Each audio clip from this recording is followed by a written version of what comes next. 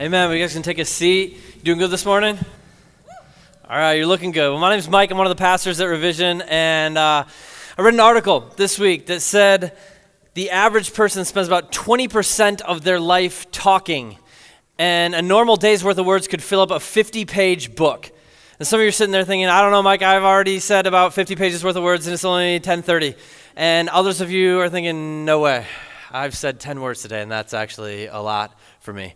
But that's the average, and whether you're above, below, or right at it, the big idea of the article is that we are constantly talking to ourselves, to other people, to the world via social media. We spend 1/5 of our lives with our mouths open. And the inevitable consequence of that is that occasionally we say things we shouldn't.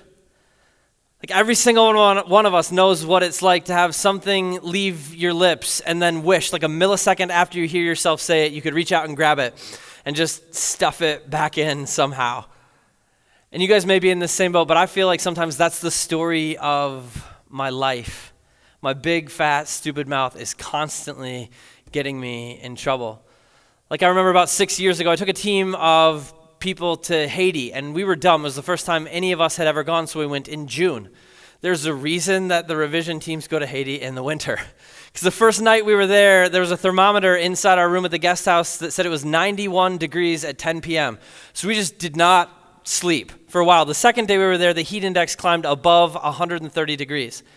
And when you're in a tropical environment like that and you're blessed to have hair like this, you got to be real diligent about the sunscreen. Like it was so sticky. After about an hour outside that day, everyone looked at me and like, Mike, you kind of got like a white film on your head and your face. And we realized it was so hot, I was sweating the sunscreen back out of my bald dome. That day, the copper tone was like, it's too hot to be inside. I'm out of here.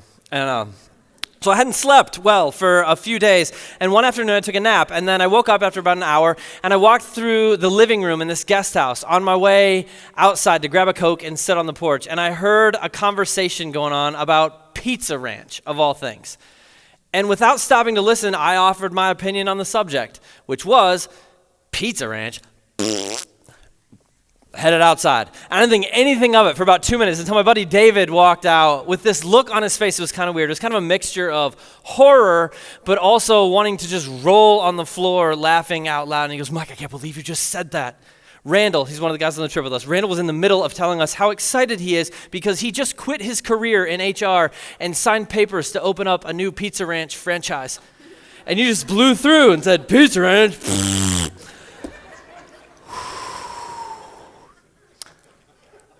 There's no bouncing back from that. It's just like, why am I the worst? Because I couldn't roll back in there and be like, I was just kidding. Randall, I love the ranch. I did not get sick last time I ate there. Just had to walk in and say, hey, sorry, tell me more about this new season.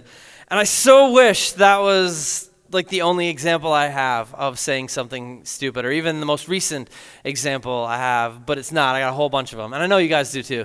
We have this human habit of sticking our foot in our mouth like more times than we'd care to remember. And for a lot of us, our worst memories are tied to words. We can still remember the look on that person's face when we said those things to them. We can still see the hurt in their eyes. And all of us kind of intuitively understand the uselessness of the phrase, I didn't mean it. Because that almost always translates to, I didn't mean to say it out loud. And when someone tells us I didn't mean it, it usually makes us feel worse, not better. Words have incredible power in our lives. They shape us. They define our relationships. Words spoken to us and about us have a massive impact on our self-worth and our perception of who we are. The words our parents speak shape our identity. The words our teachers or our bosses speak shape our sense of competency. The words our friends speak shape our sense of security. Words can build us up, and words can tear us down. And we know it. For a lot of us, our greatest regrets are tied to our big fat mouths. Things said in frustration or anger have destroyed relationships. In my own family, there's a set of sisters that haven't spoken to one another in over a decade, because a silly argument turned into some angry words, which someone took personally, and one family packed up in the middle of the night and left vacation and cut off all contact until who knows when. And that's like a painfully familiar story in a lot of our families. Words can be poisonous like that. And And they can also breathe incredible life into us. For a lot of us, some of our best memories are tied to words. One of my favorite memories in my entire life is tied to one single word that was spoken to me when she said yes. I'll never forget that moment. I could draw it out for you. And that moment for Jenny was preceded by some words that I said to her.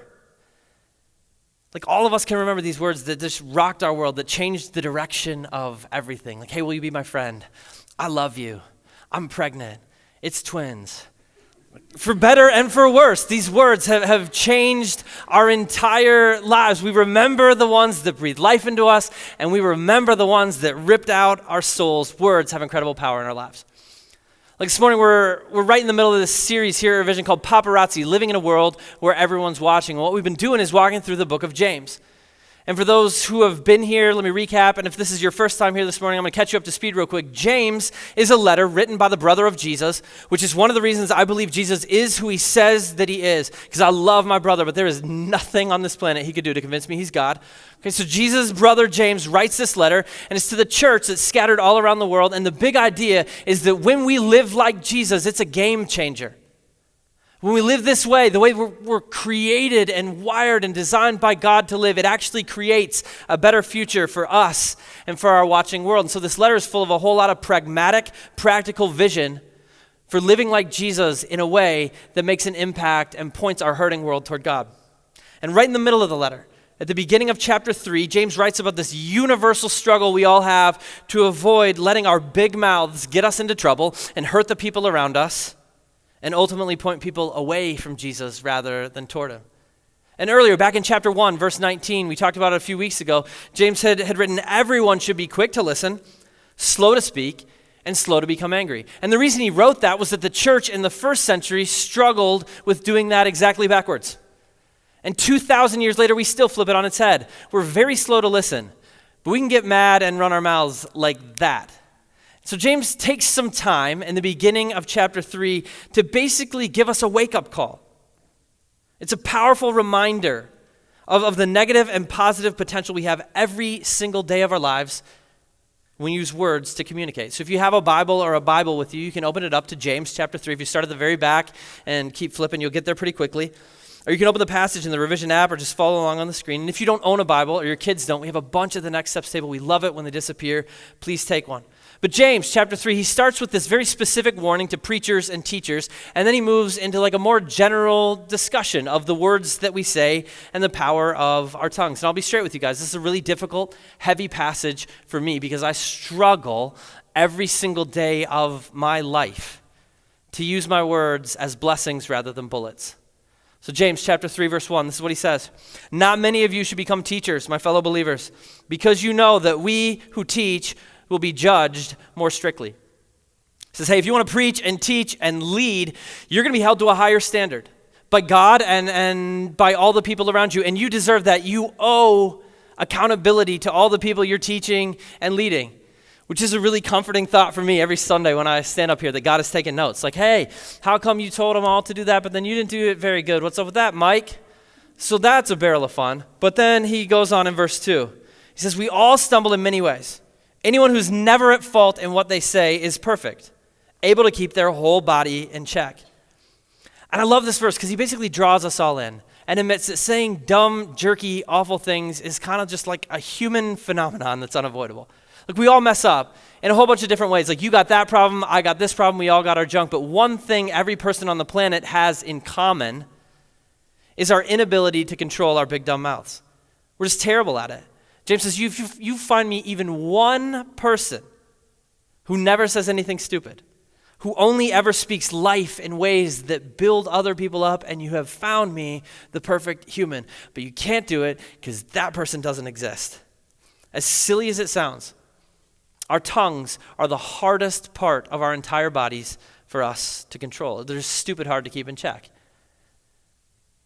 And what James says next is that that's a real issue for us because they're incredibly powerful. In verse 3, he writes, we put bits into the mouths of horses to make them obey us. And we can turn the whole animal. Or take ships as an example. Although they are so large and driven by strong winds, they are steered by a very small rudder wherever the pilot wants to go. And these 2 illustrations are James's way of telling us your mouth aims your life. The tongue is really little, but here the little controls the big. It aims the direction, just like a bit in a horse's mouth.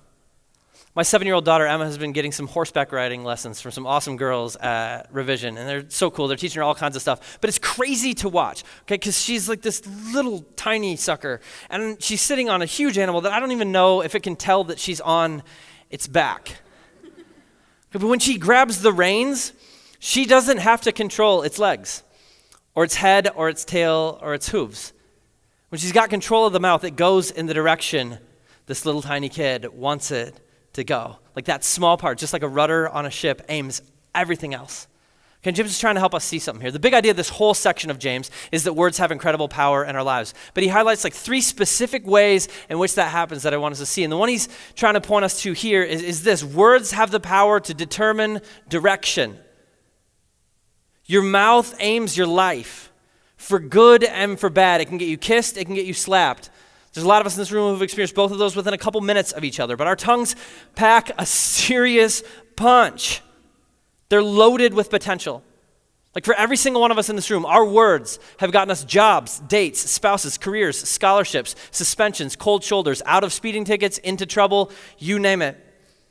The tongue is a small muscle, but it aims everything. And if you can get a hold of yours, you're in good shape, because where your mouth goes, the rest of your life is going to follow.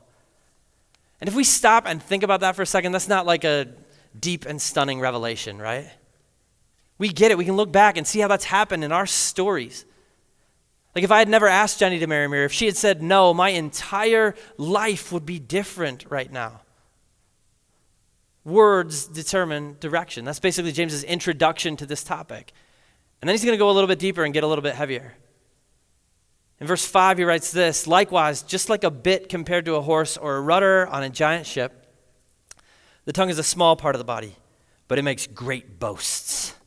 Consider what a great forest is set on fire by a small spark.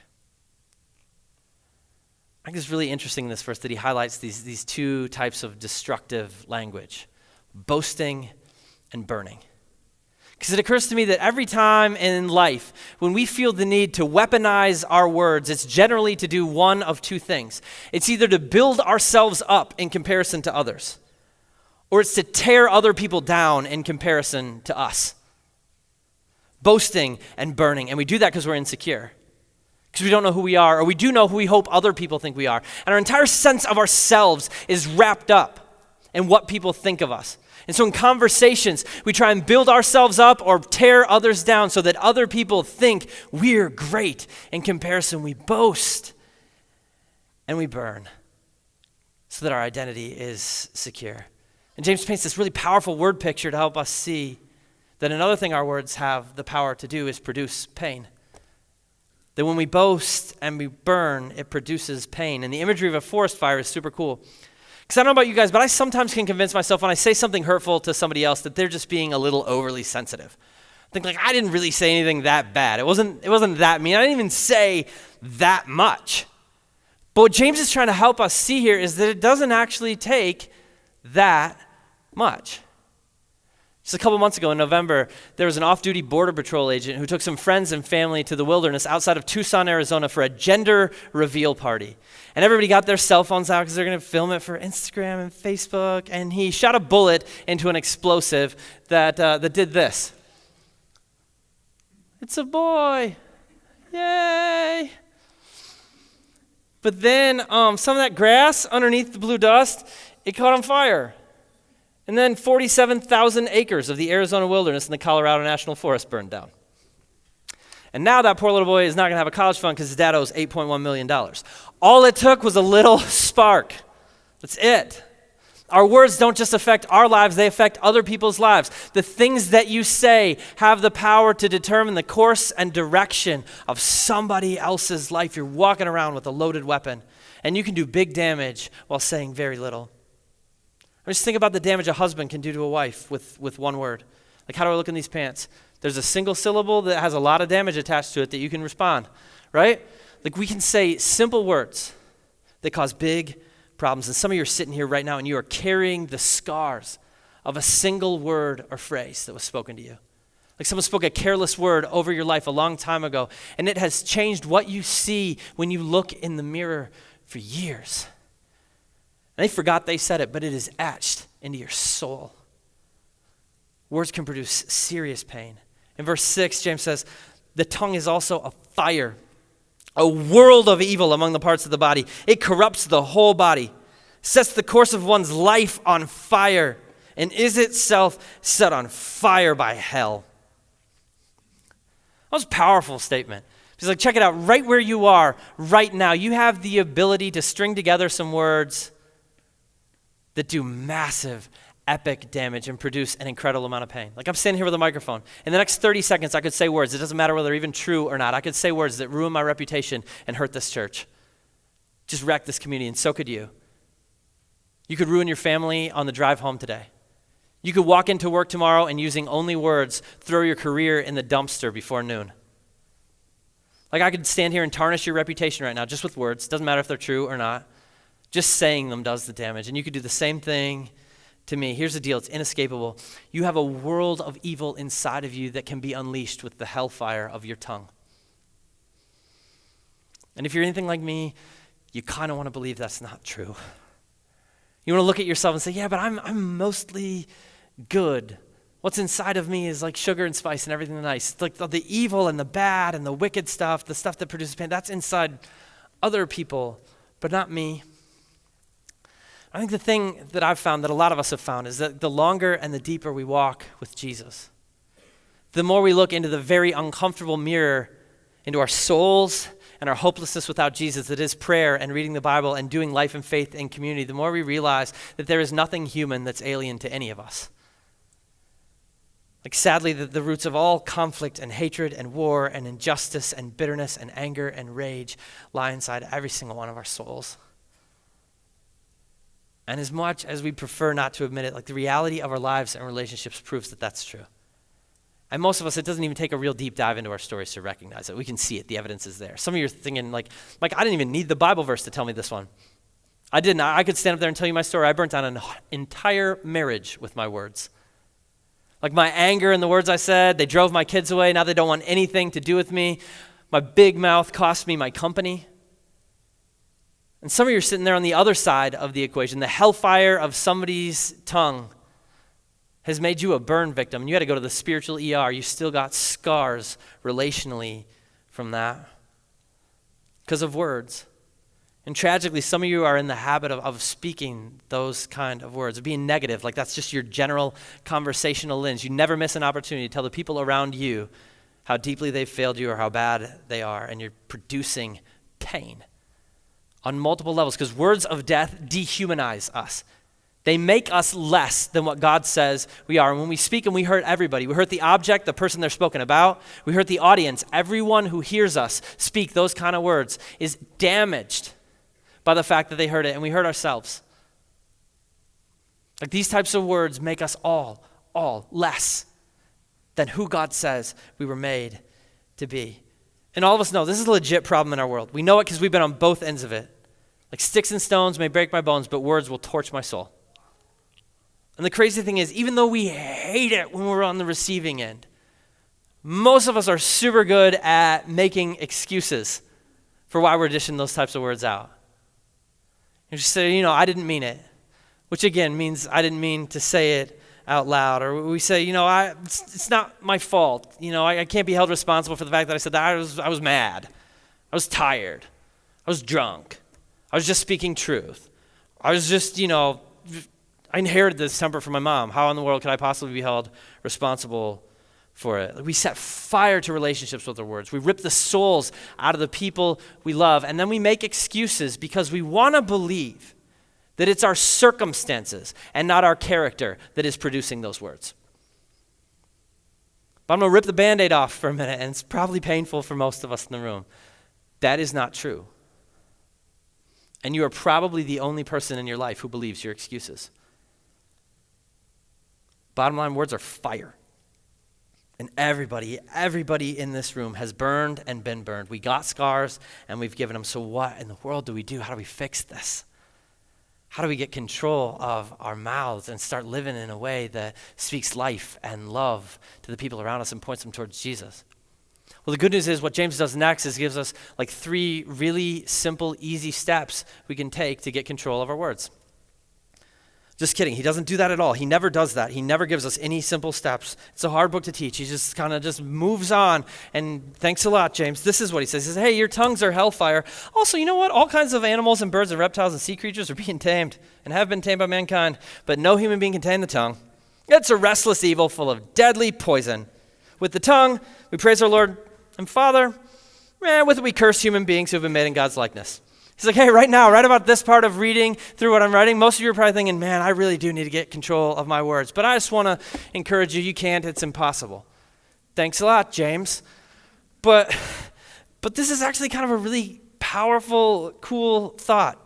You see, we've basically learned to control everything in our world. Think about it. All the stuff that used to terrify and terrorize humanity, we've gotten a grip on. Like imagine being the first human being that ever came face to face with a lion and saw its teeth. You'd be like, oh, crap, this is not going to go good, you know? And now you can drive 15 minutes and look at one in the zoo. Or picture this. Picture the first Inuit who was ever fishing in the Bering Sea with a little hand-carved boat and saw a pod of killer whales pop up around him.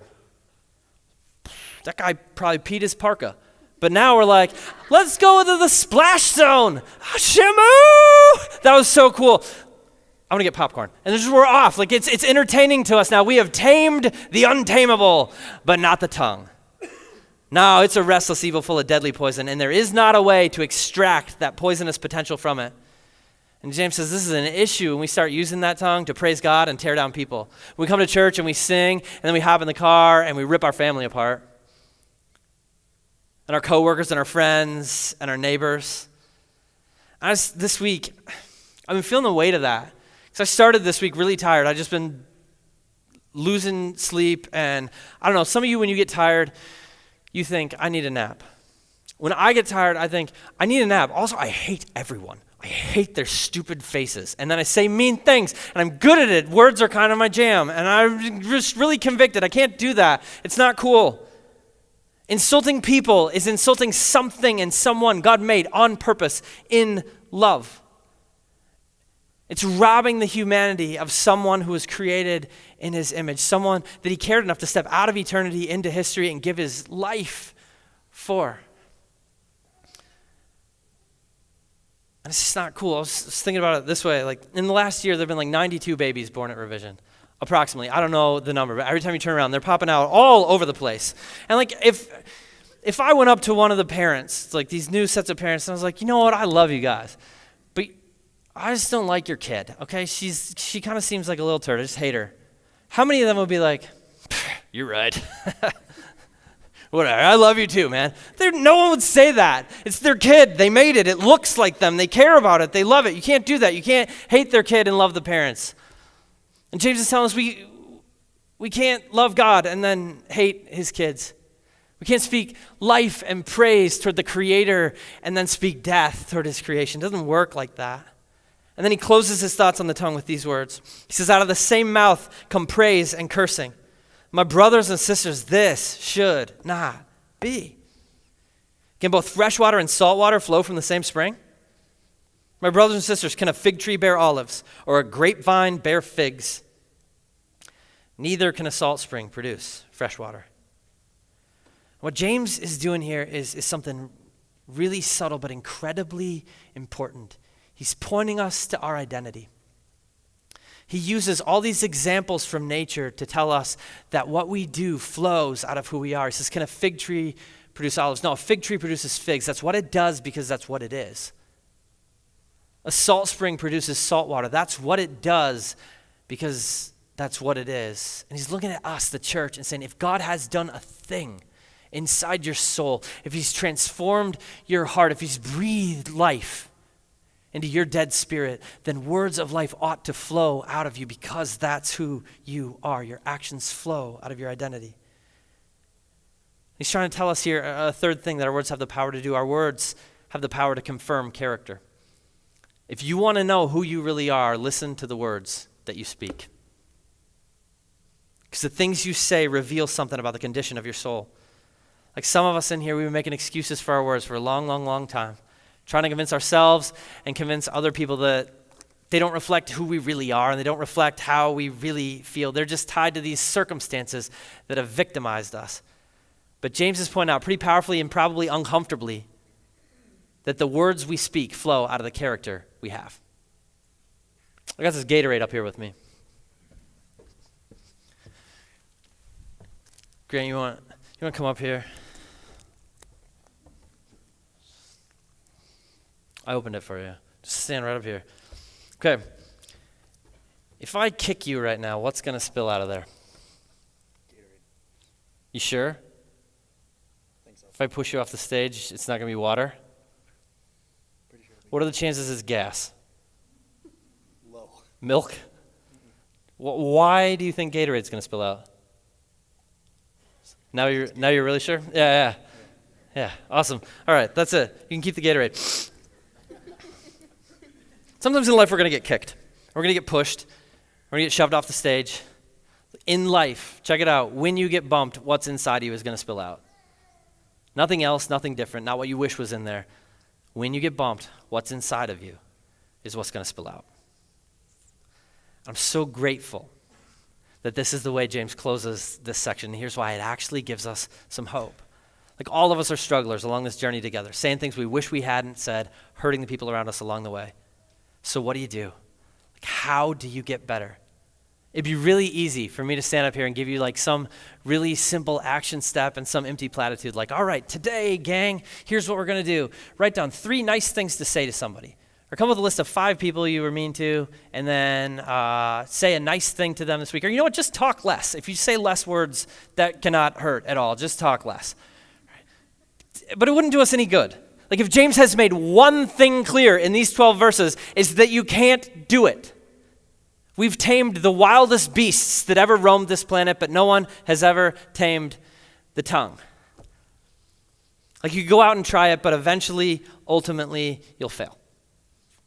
And some of you are like super depressed right now because you've been sitting here the whole time just hoping your spouse was listening, maybe elbowing them a couple times, make sure they're awake. And some of you have been praying this entire morning that your kids or your parents were listening to everything I said because you've been hoping that they would get it. And I just told them not to go say nice things to you. And you're like, what? No, Mike, shut up, stop. Why? No. But here's the deal. Here's why James is actually closing with hope, even after telling us repeatedly that taming our tongues is hopeless. When he ties the words that flow out of us to the identity that's been placed inside of us, he's echoing and pointing us back purposefully, intentionally, specifically to the words of Jesus. In Luke chapter 6, Jesus said this, "No good tree bears bad fruit, nor does a bad tree bear good fruit. Each tree is recognized by its own fruit. People do not pick figs from thorn bushes or grapes from briars. A good man brings good things out of the good stored up in his heart, and an evil man brings evil things out of the evil stored up in his heart. For the mouth speaks what the heart is full of." You guys read that last line with me, the one that's underlined? Ready? For the mouth speaks what the heart is full of. So the big idea, like if you want to get this right, if you want words to flow out of you that speak life into the people you're crashing into, if you want to create a better future for our watching world that points it toward the love of God, the big idea when it comes to taming your tongue is not to watch your mouth, it's to watch your heart. Because whatever it is that's inside your heart is what's going to get spewed out of your mouth, whether it's love or hatred, bitterness or beauty. So the starting point today isn't to walk out the doors and go clean up your language. It's to go love Jesus more. It's to allow the Spirit of God to transform the inside of you. It's to become convinced that you are who God says you are. You're a child, dearly loved, that he gave his life for. That because of his death and resurrection, you can be forgiven and set free. When you believe that, when you know that at the core of who you are, when you're captivated by his love, your life and your words will start to head in the direction God created you for. And the truth is, we're going to mess up along the way. We are never going to do this perfectly. We're never going to get it right. But I think if we do that, if we cultivate the love in our hearts for God, if we allow him to do a work inside of us. We'll begin to be so secure in how deeply we're loved that instead of boasting or burning, we'll be able to walk out into this dark, desperate world that is just yearning to breathe the oxygen of God's love, and we'll be able to speak life because that's what's living inside of us. We still won't be able to control our big, fat mouths. That's beyond us. But what will be spilling out of us all over the lives we're crashing into every single day of our lives is love. Because our lives and our hearts and our souls are defined by God's love. Like, what if this church, what if the church was defined by that? It starts with our hearts. It starts with our hearts. You guys pray with me? God, thank you. Thank you for not abandoning us, even though we have this evil and bitterness and anger and hatred that lives inside of us, even though every single one of us has burned down people you love. We've used our words to cut and to hurt humans that you loved enough to die for. Forgive us for that. Give us the humility to apologize for that. God, would you just do a thing in our hearts that changes the way we think and changes the way we see and changes the way we speak? Would you so captivate us with your love that we walk out into this hurting world and spill that love all over everyone we crash into? We pray this in Jesus' name. Amen.